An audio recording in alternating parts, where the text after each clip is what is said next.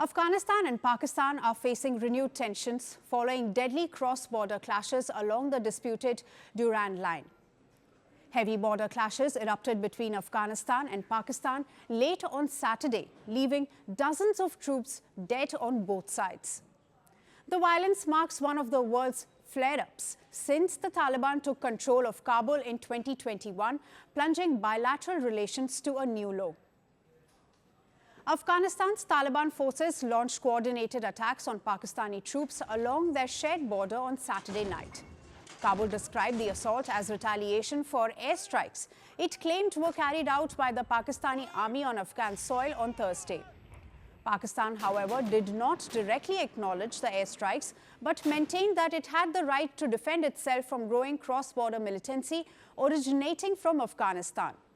A Taliban spokesperson said that 58 Pakistani soldiers were killed and around 30 others wounded, while Afghanistan lost 9 of its fighters. Afghan Foreign Minister Amir Khan Muttaqi, speaking in India, later declared that situation is under control and that their operation had achieved its objectives before a ceasefire appeal from Qatar and Saudi Arabia was accepted.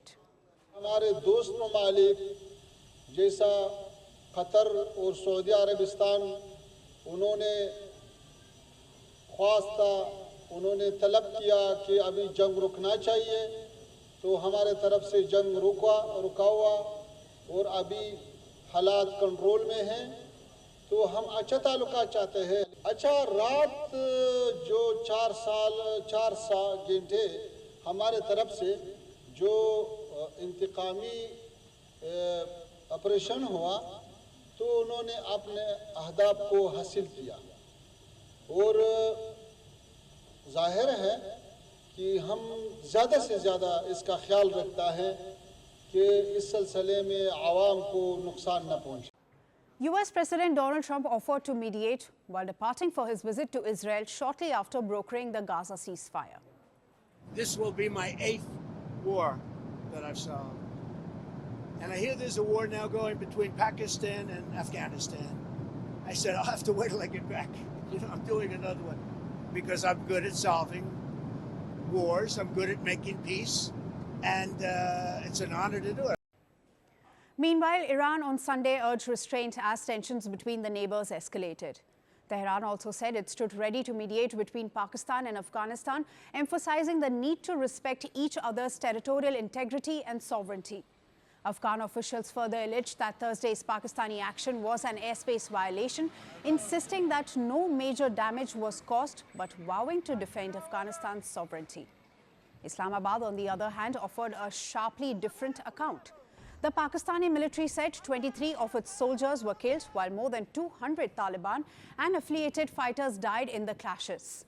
Prime Minister Shehbaz Sharif condemned what he called provocations by Afghanistan, warning that every provocation will be met with a strong and effective response. Meanwhile, Pakistan's foreign minister said Pakistan expected the Taliban government to take concrete measures against terrorist elements operating from Afghan territory, warning that such acts could derail bilateral relations. The Chaman border crossing, a vital trade route between the two countries, remained closed for a 3rd straight day, leaving hundreds of Afghan refugees stranded and halting all cross-border trade. We are stranded here because of the war. People say there is fighting at the border. Children, women, and the elderly here with us are sick. There is no water or food. We don't have enough money to survive here for even a few days. They should resolve their issues through dialogue. In war, both countries lose. No one benefits. Pakistan has long accused the Taliban government of harboring terrorist groups behind a surge in attacks inside its borders. Islamabad says the Pakistani Taliban, or the TTP, operates freely from Afghan soil, blaming its insurgency for killing over 500 people this year, including hundreds of troops and police officers, according to a Pakistan military spokesperson.